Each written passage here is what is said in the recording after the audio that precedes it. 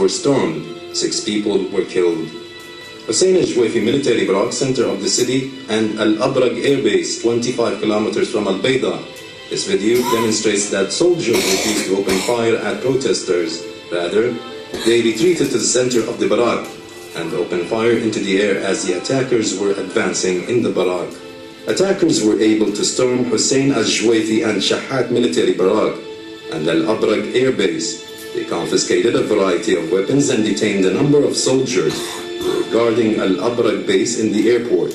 The demonstrator practiced the shocked all. Soldiers were slaughtered and another was hanged. Following a brief interrogation, a manner that bears the fingerprints of Al-Qaeda in the execution of detainees. In the city of Az-Zawiyat, 40 kilometers west of Tripoli, army bases and ammunition depots were attacked early morning as security forces were caught off guard. Attackers brought light and medium arms and tanks into the square of the city, and the number of people in the square rapidly increased. More tanks and anti-aircrafts were brought in. They began distributing weapons in a manner that would enable them to challenge any newcomer. The cover of the tank's cannon demonstrate that they were never used before.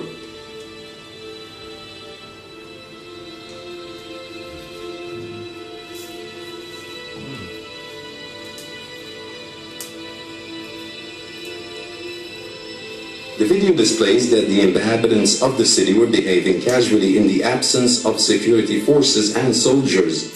In the following day, armed rebels began digging trenches and the square was turned into a heavily armed fortress with the contribution of Libyans and foreigners. In Misrata, 200 kilometers east of Tripoli, rebels waged an armed attack for several directions on Misrata Air Base, and they controlled it and taken some weapons after they got some small and medium weapons from the military camps in the city. In different Libyan cities, police stations and internal security headquarters were attacked. Attackers exploited orders given to evacuate weapons from police stations and orders not to open fire under any circumstances. Also, different administrative headquarters were vandalized and set ablaze.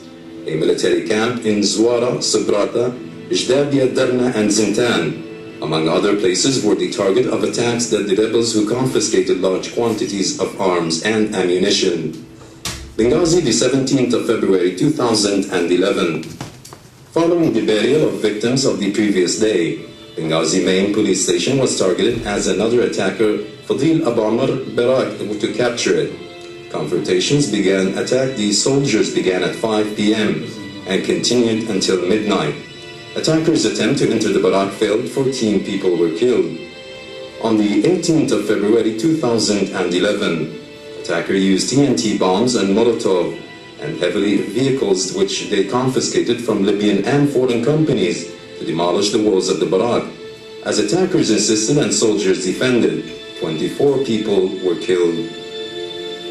On the 19th of February 2011, the battle against Al-Fadil Abu Amr Barak continued. Attackers used machine guns confiscated from military camps in Shahat city, 220 kilometers east of Benghazi. On the 20th of February 2011, attacker used tanks and used bombs and light rifles for the first time in the attack. This day also witnessed the first suicide attack carried by Al-Mahdi Ziu against gates of the barak. He used explosive and gas canisters. Attackers eventually succeeded in storming the barak, and this day witnessed more victims from both sides. With regards to the repercussions of the events witnessed in Benghazi, most of the victims on both sides in the confrontations died.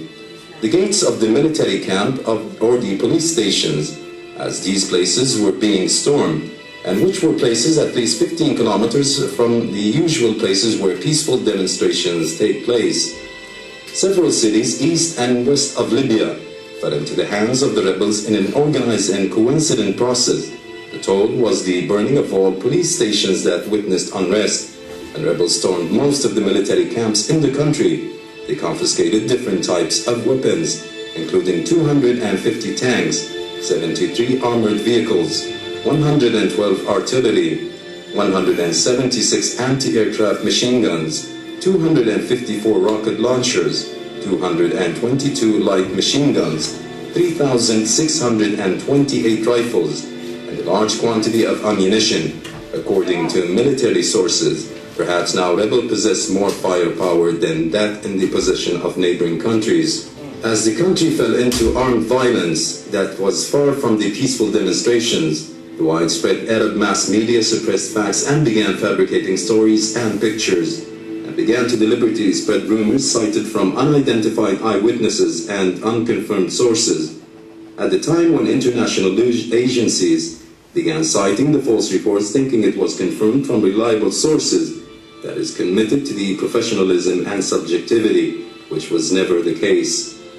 The calamity was different countries and international and regional organizations relied on the false media reports in knowing facts on Libya. Neither the countries nor the organization directly communicated with the Libyan authorities to send a fact-finding mission. Drifting behind media reports led to the issuance of United Nations Security Council resolutions 1970 and 1973, which were based on three accusations propagated by the media, and the Security Council gave its verdict before looking into the matter. First, making the assumption that Libyan authorities opened fire at peaceful demonstrations and committed atrocities and killed thousands. Second, the Libyan authorities used aircraft and bombed the residential districts in Tripoli.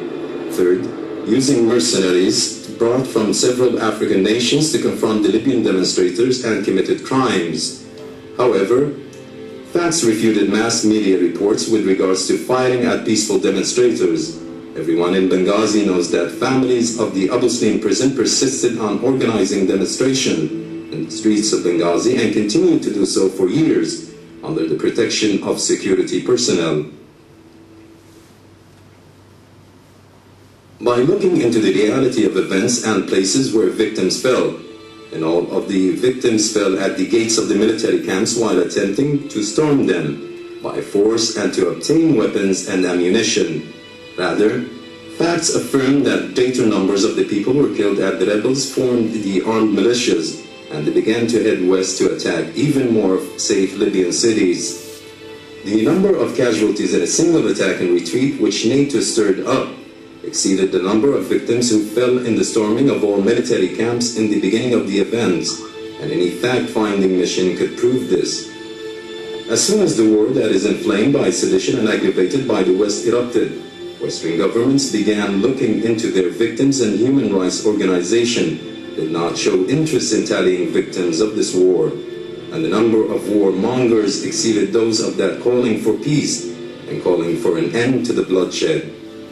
Among the news that aggravated the international and domestic opinion was the justification of the issuance of the United Nations Security Council Resolution 1970, was the bombardment of residential districts in Tripoli by planes, districts such as Fashloun, Souk al-Juma, and Al-Jamhuriya Street center of Tripoli.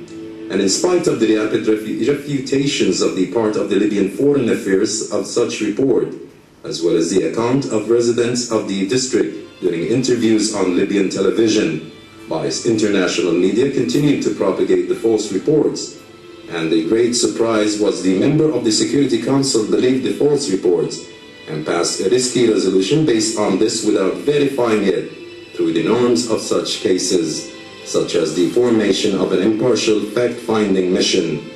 As soon as the international news agencies arrived in Libya, they discovered that these reports were baseless, and governments of powerful nations began to retreat from propagating the allegations. The decision has already been taken and applied. The rebels waged a racial campaign through the biased satellite channel, instigating against the people of Libya and Africa of the dark skin under the pretext of African mercenaries fighting alongside Libyan armed forces. The accusation which resembled the accusations of weapons of mass destruction in Iraq, and not a single mercenary was shown on the cameras of such channels, despite allegations made concerning the capture of mercenaries. Rather, what happened was the opposite. This is one of the soldiers that lived in the city of El-Ajelat, 80 kilometers west of Tripoli. His name was Hisham Al-Shushan, who appeared on Al Jazeera satellite channels being presented as a mercenary who was treated without any mercy.